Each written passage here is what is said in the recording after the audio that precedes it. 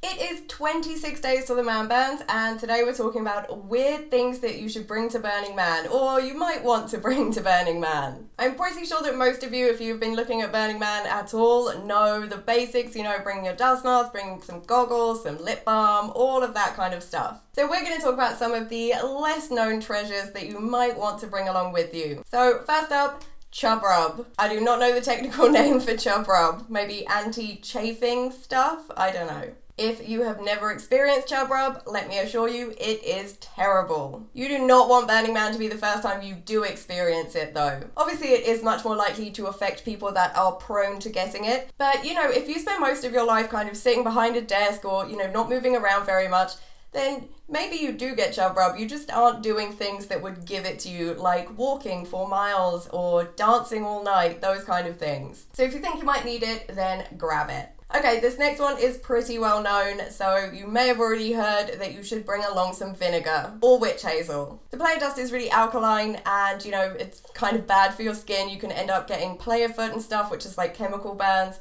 And the easiest way to cut through that alkaline dust is with something acidic. So a mix of vinegar and water, 1 part vinegar, 3 or 4 parts water, is a pretty good solution to just wash your feet with, get rid of all of that player dust that's just like clinging to it. Whatever you do, do not use anything with citrus in it. Something in citrus can have a reaction with the sun, which can end up with you getting like a severe skin reaction. It doesn't happen to everybody, but it is a possibility. You don't want to be at Burning Man and discover that, you have got this thing and now you're covered in like painful blisters and stuff. It's called margarita dermatitis. If you're going to Google or image search that, then, prepare yourself. Okay, next up, lube. All that dust can make things pretty dry and, it's no fun playing around in a dry basement. So if you are planning on getting frisky out there, you will probably want to bring along some lube and, some condoms for good measure. Labels. You will want to bring along some labels and a pen to write on those labels with. Some people just use like tape, like duct tape or masking tape or something, especially on bikes. But if you somehow manage to get separated from your stuff, you went out on an adventure and you forgot to grab your bag, you have abandoned it somewhere.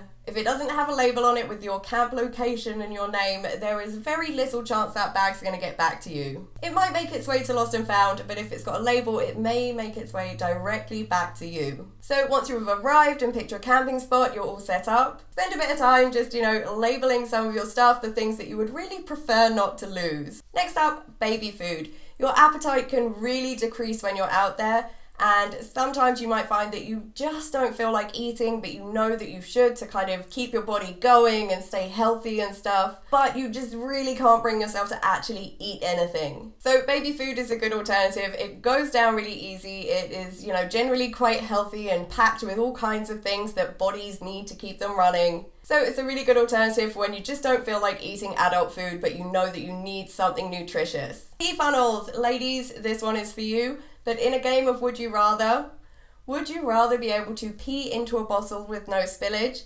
or pee in a portaloo?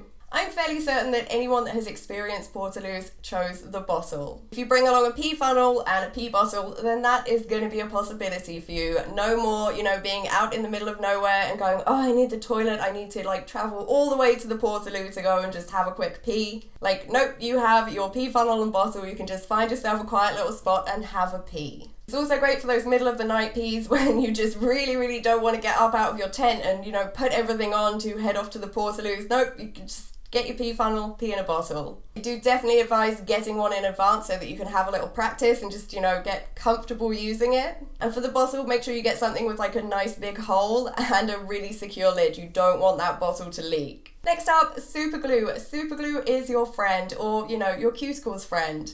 Cuticles really take a battering out there. They just kind of dry up and they get really, really painful. And what you can do is just pop a layer of super glue on them before you go.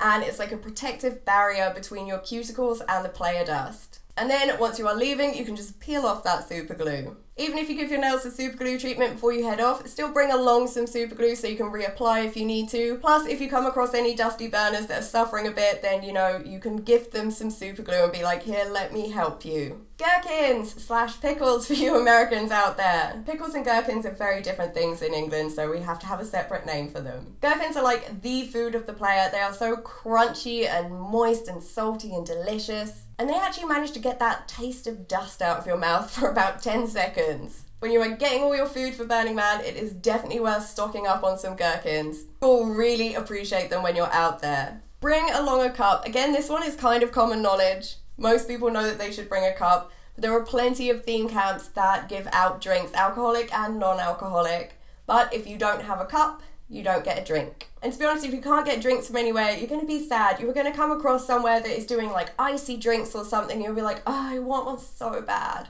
But you don't have a cup, so you can't have one. The best kind of cups are ones that firstly don't break. Don't bring like a glass cup or a plastic cup or something that's easy to break. And ones that have a handle so you can use like a carabiner or something to just like hook it onto your pack or your utility belt, a hands-free cup. Okay, one for the smokers out there, menthol cigarettes. Menthol has like some kind of mystical cooling abilities. If you've ever used a menthol shampoo, when you like rub it in, your like scalp gets really cold, and you can never use it on your downstairs because it feels so weird. It's like sitting in a freezer. So I'm guessing that menthol cigarettes have kind of that same property. They're like very kind of cooling in your mouth or something. So many smokers at Burning Man say that menthol cigarettes are the way to go. Even if you don't normally smoke menthol cigarettes, they are still a really good choice for Burning Man. Mints and chewing gum, I'm guessing, again, it's the same thing as like the minty stuff. It's cooling and refreshing. So yeah, mints and chewing gum are a pretty good addition to whatever you are packing.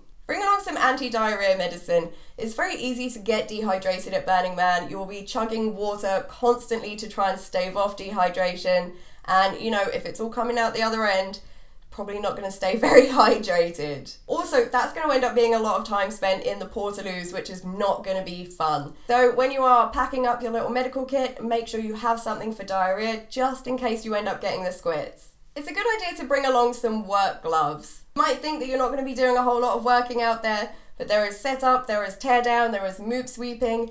There are kind of a lot of times where you're going to end up using your hands. And, during setup and teardown, it's really easy to get like small nicks and cuts or splinters if you have wood stuff. Or for the dust to just really like be getting smushed into your hands and making them feel like dry and nasty and a bit painful. So if you bring along some work gloves, you can pop those on, and then your hands are going to be nice and protected while you are doing all that hard work.